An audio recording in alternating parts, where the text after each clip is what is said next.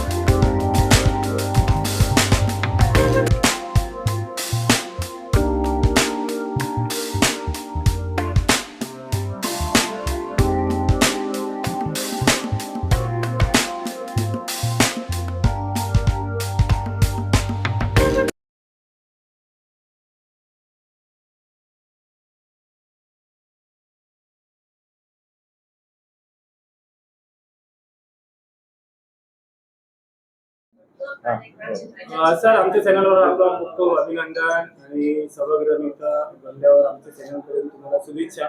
आणि सभागृहात जे पद असतं सर, जनतेमध्ये उत्सुकता असते की सभागृह नेता मध्ये सभागृह नेत्याचे काम काय असते त्याच्याबद्दल पूर्ण माहिती द्या।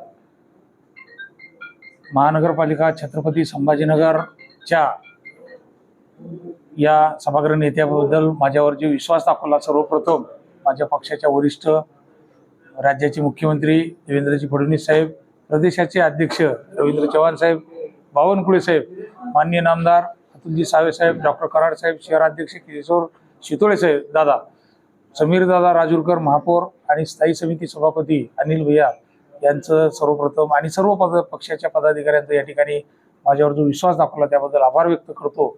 आपण जो प्रश्न विचारला त्या प्रश्नाला अनुसरून की सभागृह नेत्याचं कामकाजाचं स्वरूप काय, या संदर्भात सभागृह नेता हा आता प्रशासन, लोकप्रतिनिधी आणि नागरिकांची समस्या या तिघांचा समन्वय करून आपल्याला विकासाभिमुख प्रशासन आणि लोकप्रतिनिधीचं कामकाज आणि लोकांच्या समस्या या संदर्भात व्यवस्थित काम झालं पाहिजे आणि कामकाजाचं स्वरूप एक चांगल्या पद्धतीचं असलं पाहिजे, हे सभागृह नेत्याचं कामकाज आहे आणि ते आपण चांगलं करण्याचा प्रयत्न करू। सर, काय काय समस्या आहे संभाजीनगरमध्ये, महानगरपालिकेमध्ये आणि आपण सभा नेता झाले सर, तर कसं काम करणार सर? समस्या आहेत, आता तुम्हालाही माहिती आहेत, आम्हालाही माहिती आहेत, सगळ्यालाच माहिती आहेत की शहरामध्ये कुठल्या समस्या आहेत। त्यामध्ये ज्वलंत समस्या बऱ्याच दिवसापासून जी पाणी पुरवठ्याची आहे, पाणी पुरवठ्याच्या समस्येसाठी पहिली वेळ महाराष्ट्र राज्याचे मुख्यमंत्री देवेंद्र फडणवीस साहेबांनी 1680 कोटी रुपये दिले। त्यामध्ये पाणी पुरवठा योजना मधल्या 2.5 वर्षामध्ये त्या काळातल्या तत्कालीन सरकारच्या काळात थोडंसं कामकाज कमी स्पीडनं झाल्यामुळं त्या योजनेची वाढ झाली आणि 700 कोटी रुपये परत केंद्र सरकारकडून अमृत योजनेमधून केंद्रीय राज्यमंत्री डॉक्टर भागवत कराड साहेब यांनी आणले आणि अशा पद्धतीनं आज पाणी पुरवठा योजना एका विशिष्ट प्रकारच्या टप्प्यावर येऊन पडली। तुम्हालाही माहिती आहे की एक आता आपल्या शहराच्या म्हणजे काय म्हणू प्रवेशद्वारावर पाणी आलेलं आहे आणि ते पाणी पुरवठा योजना व्यवस्थित झाली। कचऱ्याची समस्या आहे, रस्त्याची समस्या बऱ्याचपैकी झाली, सॉल्व होते, आता झालेलीच आहे।